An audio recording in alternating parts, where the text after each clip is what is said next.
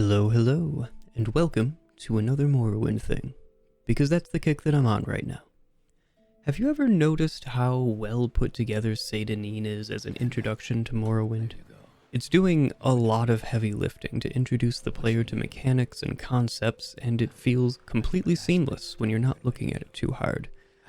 But if you pay attention to it, there's a lot more going on than just tutorialization, and I want to share the subtle genius of Seyda Neen's quest design with you. Special interest away! Skipping the dream/vision/message from Azura, Morrowind's tutorial starts with a few pop-ups about controls, and then we're off to the diegetic character creation. This was the first time I ever saw something like this, and it's been a staple of Bethesda games ever since. Especially for a first shot at the idea, I think they did pretty good. First things first, we select our race, and I'm playing a cute Argonian girl because, I don't know, I thought spears would be neat for this video. Great, I'm sure you'll fit right in. The guard outright lies to our scaly face about fitting in, and we head down the dock to the Census and Excise office, where we finish making our character and go through a few more rooms of tutorial. I'm not actually going to go into too much detail on the character creation process, because the more interesting stuff I want to talk about in this video is all after character creation. Suffice to say that Morrowind does a mostly serviceable job of introducing the player to the controls and basic systems. It's perhaps too much too fast, while still missing kind of a lot, but it could be a lot worse, so I'll give it a pass. Once free of the Census and Excise office, we're able to do anything we'd like, but most players are likely to speak to Fargoth first. And this little wood elf has made quite the reputation for himself among Morrowind fans. Fargoth is here to introduce us to a new concept. Red text in dialogue denotes a required action in the conversation, and can have a wide range of effects.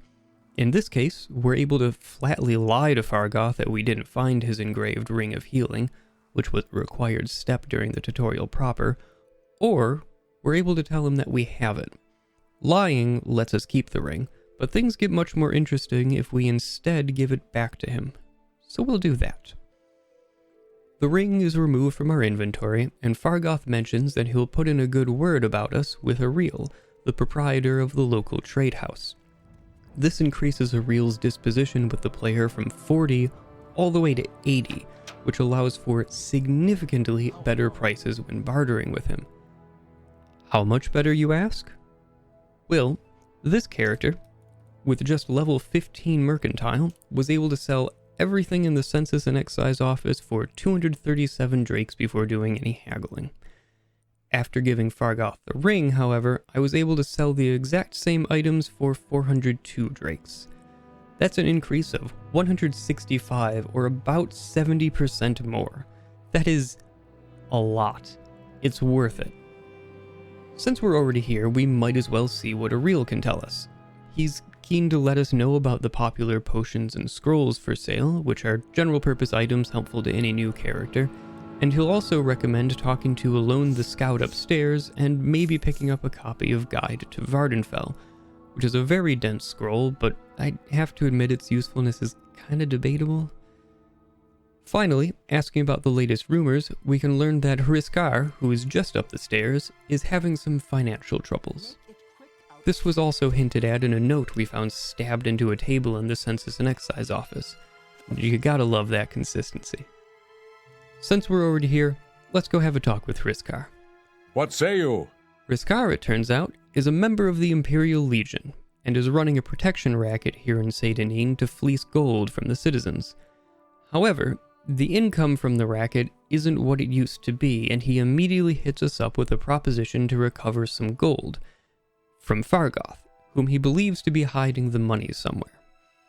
I know we just helped Fargoth out, but we can always use more gold, and it's probably a good idea to be on the good side of the Imperial Legion. They are the law of the land, after all. Let's agree to help Hriskar with this one. He tells us that he suspects Fargoth visits his hiding place at night, and instructs us to watch him from the top of the lighthouse just outside of town. We'll do that in a moment, but let's see who else is hanging out in the trade house before we leave. First, we have Raflod the Braggart, which is a title. He offers training in medium armor, long blade, and block. Nothing we need right now. Tandram Andalin is a bard, and he's here to ask you to like and subscribe. That's weird. I don't know what that means in Vardenfell. Albecius Kalalius is a battle mage and can instruct the player on the finer details of armor and weapon management, such as keeping them repaired to maintain their effectiveness. If you ask him about the latest rumors, he'll mention that the Mentor's Ring is supposedly in a tomb somewhere in the region. Perhaps we should try to find it. Finally, Elone is the scout we heard about from Ariel, and is actually a trainer for the Blades, though she won't train us until we join them later in the main quest. For now, she's more than willing to share background information about the major cities of Vardenfell, at least the ones with a significant Imperial presence. The main quest mostly centers on these towns for the first stretch, so this information can actually prove pretty handy for new players. If you ask her about Balmora, she'll even give you written directions, especially helpful since it's the next stop on the main quest. Having talked to everyone in the trade house, let's head out of town to the nearby lighthouse, armed with the information gleaned from these helpful NPCs, because that's primarily why they exist. They're here to teach the player about basic concepts and some of the background of this world. Once in the lighthouse, we come upon Thever Vedrano, who I assume is the Lightkeeper, though she calls herself a commoner. We'll be coming back to her later, but for now, let's head up to the top so we can look for Fargoth going to his hiding place. On the way, we can find a copy of the Wraith's Wedding Dowry, which grants us a level of the unarmored skill when we read it, especially handy for us as an Argonian, since we can't wear full helms or armored boots, and will always be at least partially unarmored. It's also worth a pretty septim, so let's pocket it. Yes, we pocket this massive tome. Don't ask questions.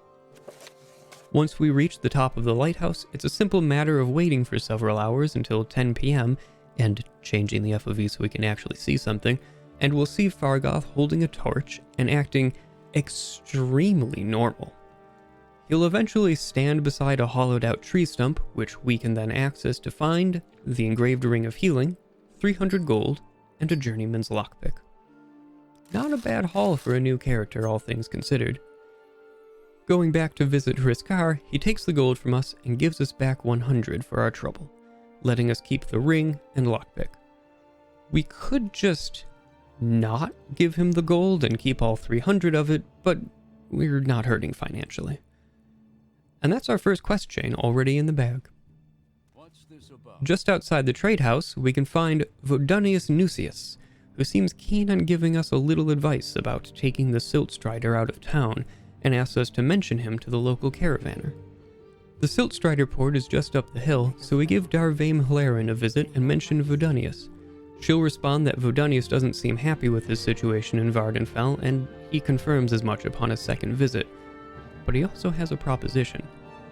Vodunius is in the possession of an extravagant ring, but its cursed enchantment means no one is willing to buy it off him. We've certainly got the gold to hand, so let's help a guy out. The ring... it grants 5 points of Fortify Athletics for 60 seconds, which will make us a little faster, but it costs 10 health. Maybe I'm just overly adverse to sacrificial mechanics, but yeah, burning a full quarter of my health for a smidge of extra speed is probably not a great call in most cases where I am in need of that extra speed.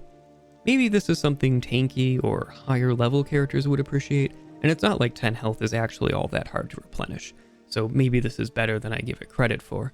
But for right now, I'm going to set it aside to hawk it to Ariel for definitely less than I just paid for it.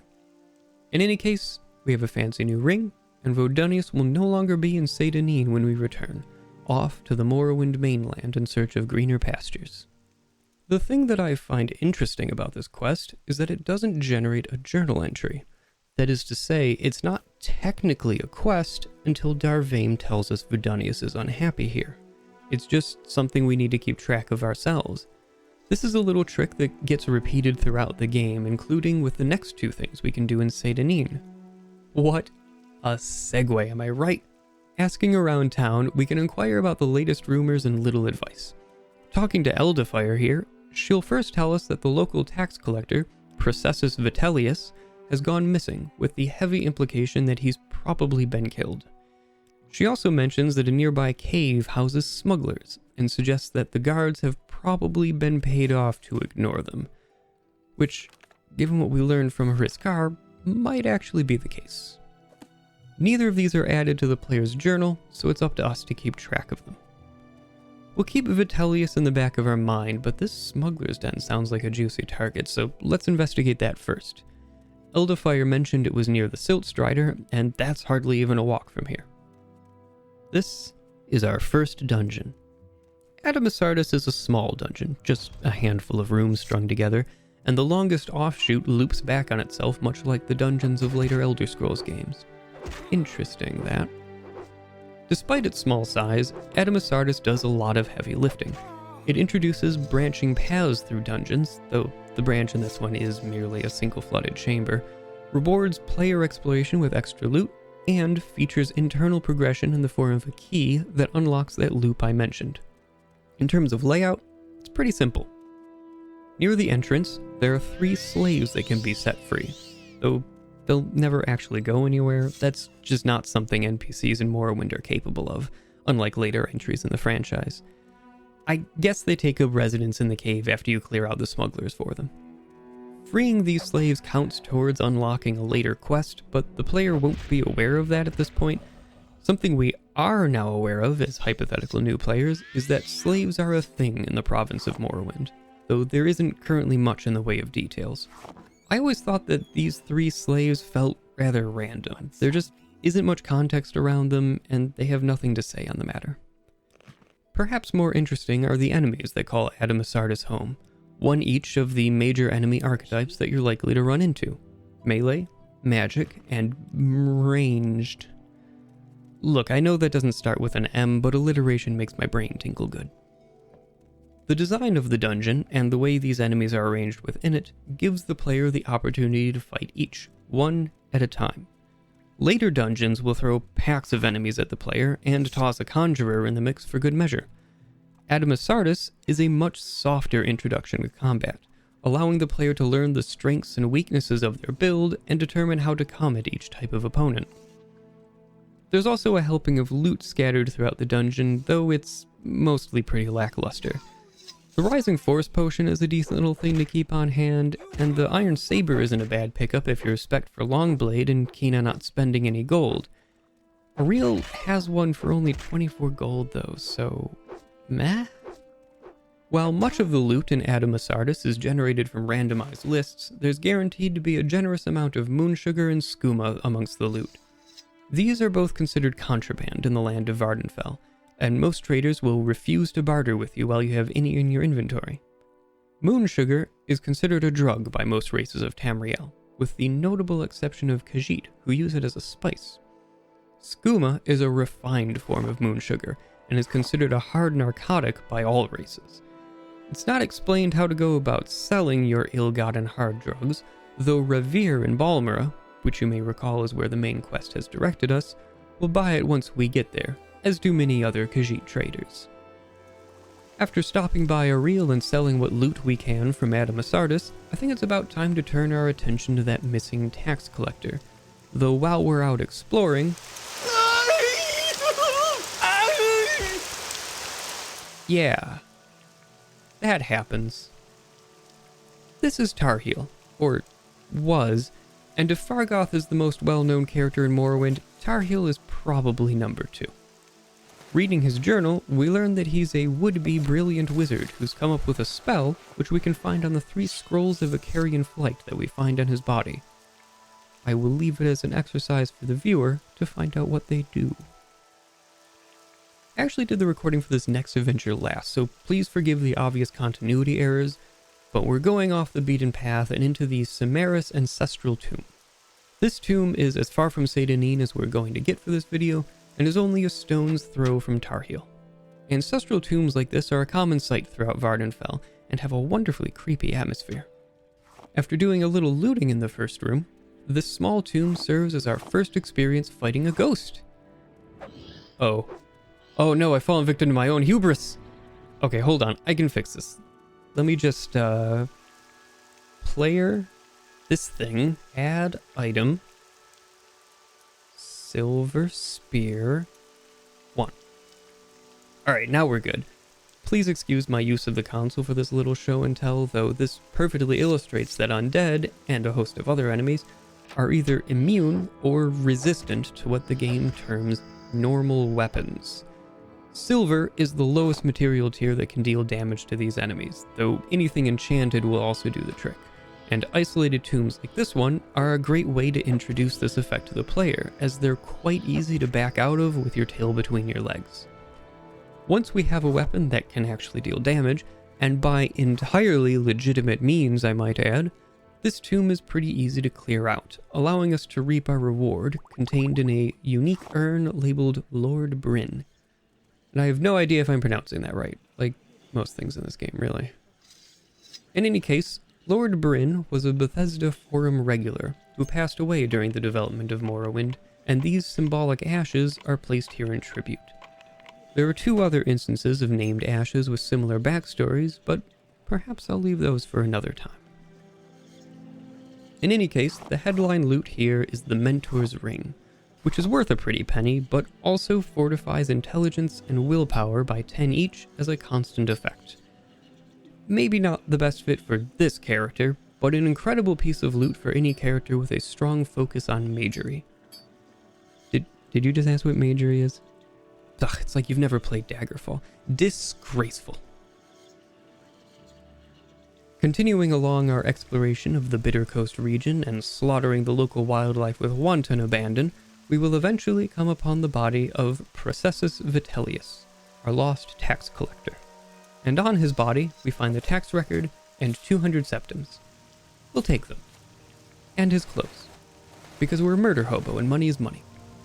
It's interesting to note that this is the first journal entry we receive for this quest, and it doesn't actually give any hints as to what we should do with this discovery. Once back in town, let's find a guard and tell them about Vitellius's body.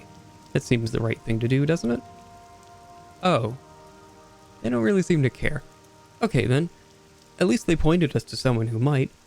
Secusius Ergala up at the Census and Excise office, who's the character that handled most of our character creation. I don't feel like going through 3 loading screens to talk to him. They're instant with OpenMW, but I'm still traumatized from the minute-plus loading screens of playing on Xbox, so let's pick the lock on this gate instead.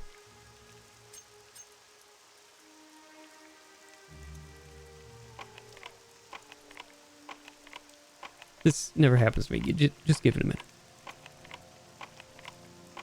Just gonna make sure no one's looking. Oop, that's a guard. Hold on. Okay, we're in. Ergala expresses his condolences for Vitellius's death, then gets right down to business, asking if we happen to find the gold he was collecting as taxes. We're a relatively upstanding citizen, so let's be honest. Predictably, Ergala takes the gold from us, but also offers us 500 septims as a reward if we find his killer and bring them to justice. Which is to say, kill them. We're no stranger to death by this point, so sure. First, let's ask around town. Since the guards seem uninterested, I talk to Fargoth because he's the closest, and he points us towards Thever, the Lightkeeper, who was close to Vitellius. So we're headed over there for information next. In speaking to Thever, we learn that they were lovers, or at least headed that way. I guess it's not actually made clear. She also mentions that Foreign Gilnith, a local Seyda Neener... Seyda Neen? What's the demonym for someone living in Seyda Neen? You know what? Doesn't matter. Thever tells us that Foreign Gilnith, a denizen of Seyda Neen's impoverished outskirts, had a bit of an issue with Vitellius, and he's also shown as owing the most on the tax records we picked up off his body earlier. Thever also mentions that she would like to have Vitellius's ring if we should find it. She gave it to him, and would like it to remember him by. Curious that his killer would have taken the ring, but not the gold. In any case, this is by far our strongest lead, so let's give Foreign a visit. He just straight up admits to the murder, so that's that mystery solved.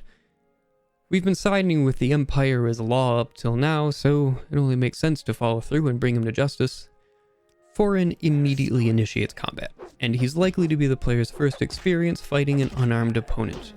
I dispatch him before these mechanics fully play out, but unarmed damage works by damaging the target's fatigue before damaging their health. Due to how the combat math works out, this means a protracted fight against an unarmed opponent can become very difficult. Again, we're presented with only a single opponent, and in a location where we can easily escape if need be.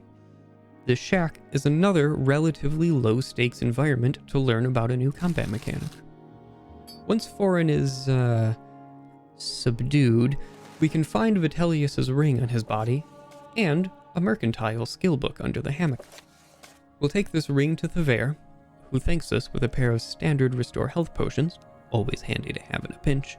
We'll take the news of Foran's righteous demise to Ergala for a song and 500 septims, and we'll hawk everything we've accumulated in our pockets to a reel to end up with 2,179 gold in our coin purse.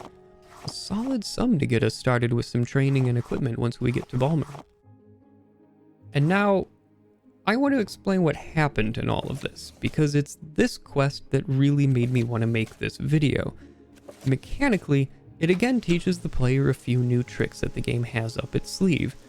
Quests can have multiple decision points that impact the final rewards. Those rewards can come from multiple sources at the conclusion of a quest, and, most importantly, sometimes you gotta do the legwork of asking around to figure out what to do next. Conduct an investigation, if you will.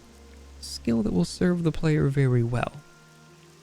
But more than that, these quests communicate a frankly incredible amount of world building to the player, and presents them with a truly impressive capacity for role-playing. And you probably didn't even notice it, which is part of why it's so brilliant. Let's run it back while B-roll plays in the background. You begin the game as a prisoner of the Empire, sent to the land of Vardenfell by the Emperor himself for reasons unknown. Such is the way of the Empire. As Celis Gravius says, let not the left hand know what the right hand is doing. Morrowind, the region, is in an interesting place when we arrive. Though it's been under the control of the Empire for a few hundred years, the Empire has been ramping up colonization efforts more recently, causing a fraught political landscape. Seyda Neen's architecture attests to the strength of this imperial influence, and you may note that many of the native Dunmer found in Seyda Neen either appear to be homeless, or live in the squalor of the impoverished western section of the town. The very first interactions we have in this land are emblematic of these colonial pressures. Even though Fargoth is not a Dunmer, he is still being oppressed by members of the Imperial Legion. Briscar openly brags about messing with him, and he's far from the only target. The entire town is subject to the protection racket of the local Legion members, as well as the taxes the Empire levies upon them for the privilege. Vodunius Nuccius, the guy we bought the ring from, may exist primarily to direct the player to the Silt Strider, acting as an introduction to Morrowind's diegetic fast travel systems, but he's also here to give the player a role-playing opportunity. The ring that he begs you to buy off him is not good. He flatly tells you as much, and you cannot break even when selling it. At least, not this early in the game. You might be able to with a very high mercantile skill. No, this quest doesn't exist to enrich the player in loot or wealth. It instead exists to ask the player, who are you in this land? Are you altruistic? Or do your needs outweigh those of another? There isn't a wrong answer here. You are not a bad guy for declining to buy the ring. It's not worth it, and Vodunius knows as much and is honest about that fact. Choosing to buy it is a selfless act, but not doing so does not make you evil. This is an opportunity to define yourself as an inhabitant of this world. We next explored Addamasartus, where the player is introduced not only to the mechanics of outlaws that can be killed and looted without consequence, but also to slavery. I kinda skimmed over it when discussing this dungeon earlier, but this again presents the player with a choice. And this time there is a wrong choice. But slavery exists in Morrowind as a legal institution, and the player will run into it again later on. Freeing these slaves is an easy choice to make without any personal risk. It will not be so elsewhere. What will the player do then? But the real masterstroke of Seyda Neen is the death of the Taxman quest. Obviously, there's the question if you want to be an honest character who gives up the gold, but things are much more interesting when you confront foreign Gilnith. We've already seen that both sides suck. The Imperial colonizers are doing colonization things, but the natives are also xenophobic slavers. There are no unambiguously good guys in Morrowind. Foreign's grievances even have substance to them. Perhaps the taxes being levied upon the citizens are too high. Perhaps Vitellius was overcharging and skimming off the top, maybe even specifically from Foreign. There's really no way to tell. Even though Foreign is listed in the tax record as owing much more than anyone else, there's no indication in the record as to the time period it represents. So it's possible the value presented in it actually represents owed back taxes, built up over several payment periods of Vitellius being lenient with Foreign. One interesting thing to note about Foreign's claims, though, is how he mentions that Vitellius was flaunting his wealth in the form of clothes and jewels. What's interesting about that is that when we found Vitellius's body, he was wearing common clothes, and had only the coin that he had collected as taxes. It doesn't seem Vitellius was really drowning in riches, and in speaking to Thevere, we learn that she gave him the ring that he was supposedly flaunting. And speaking of Thevere, she's a Dunmer herself, in love with an imperial tax collector, a native in love with a colonial oppressor. It is in the options presented to the player amidst these shades of gray that the potential for defining your own character thrives, and Morrowind is full of them. Seyda Neen is a masterclass in not only introducing gameplay mechanics, but also in showing the player a world that is now open for them to explore while giving them the freedom to roleplay as whoever they choose. You may be a hardline imperialist. You may side entirely with the natives. Perhaps you play both sides for the greatest personal benefit. It's up to you, and Morrowind gives you that freedom. If you made it this far, thank you very much for watching and listening to me ramble. I really do appreciate it. I already snuck a reference to liking and subscribing in there earlier, but you know, you can still do that now. The comments on my last video played host to some pretty great discussions, so feel free to jump in there yourself if you're inclined to. But at the end of the day, thank you very much for stopping by and lending me your ear, and as always, have a great one.